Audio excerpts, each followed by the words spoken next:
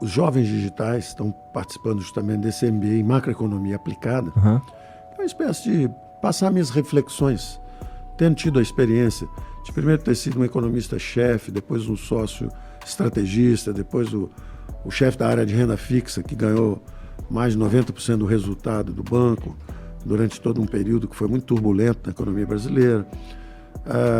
Depois como investidor, indo para o setor real, investindo em educação.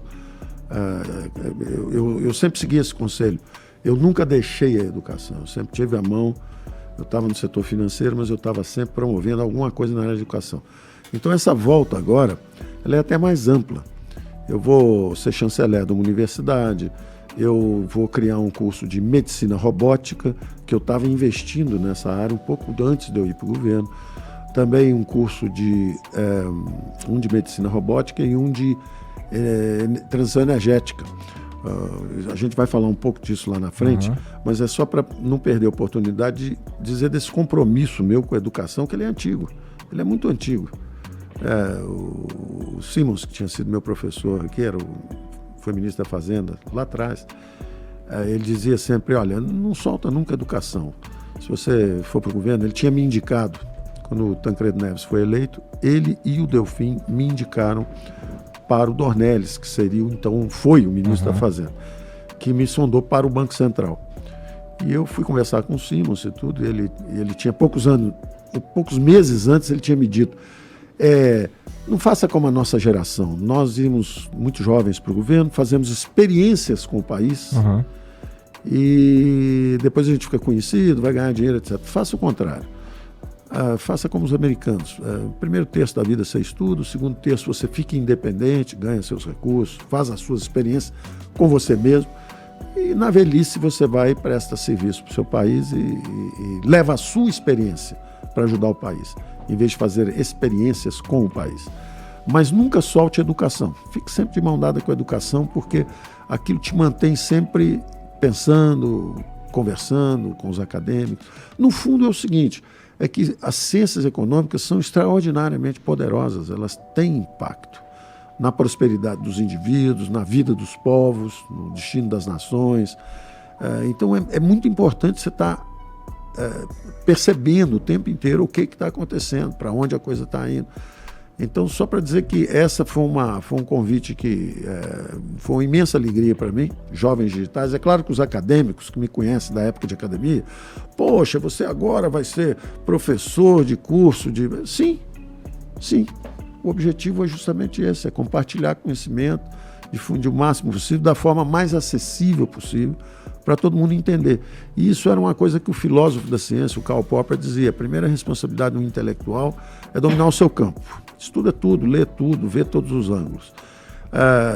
Vai ser sempre muito difícil se atualizar, mas tente. Depois tente os campos correlatos, para você exatamente aprender com coisas, por exemplo, um economista tem que conhecer a história. Ele precisa conhecer a história, ele precisa conhecer um pouco de sociologia, ciência política, ter cuidado para não se perder, porque tem muita coisa ruim escrita em campos menos...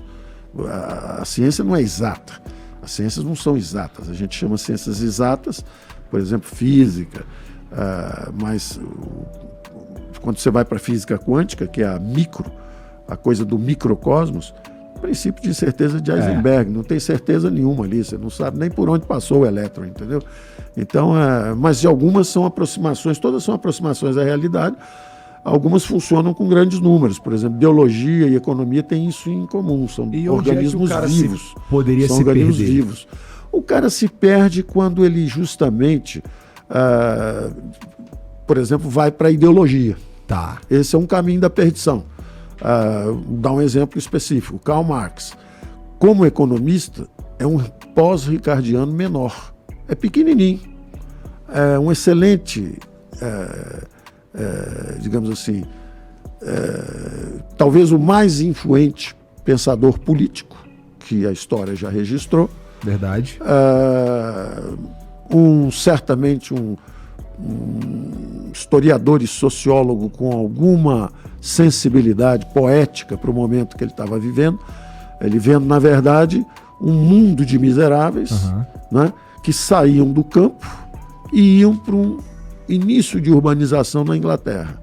Então, evidentemente, ele via alguém muito pobre, às vezes até 14, 15, 16 anos, saindo de uma vida miserável em busca de uma vida um pouco menos miserável.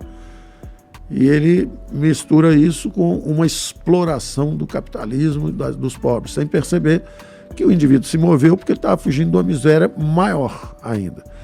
E aí você é um homem que tem um impacto enorme, sobretudo, e é uma perdição do ponto de vista intelectual para um economista. Porque você para de pensar de maneira prática. De maneira científica. Uhum. As ciências econômicas dizem, por exemplo, que o capital não explora o trabalho, o capital aumenta a produtividade do trabalho. Exemplo, onde há só gente e pouco capital, a China, durante o período comunista brabeira, o Mao Tse-tung, mais de 40 milhões de mortes por uma grande fome, produtividade baixíssima e salário miserável, porque não tinha capital, só tinha gente. Então, o salário é um salário muito baixo. Uhum. É como o Malthus falando também durante a Idade Média. O salário era a lei de ferro dos salários, era o salário suficiente só para procriação. A população não crescia, estava sempre em torno de 200 milhões de habitantes, ia para 220, faltava comida, tinha uma guerra, voltava para 180.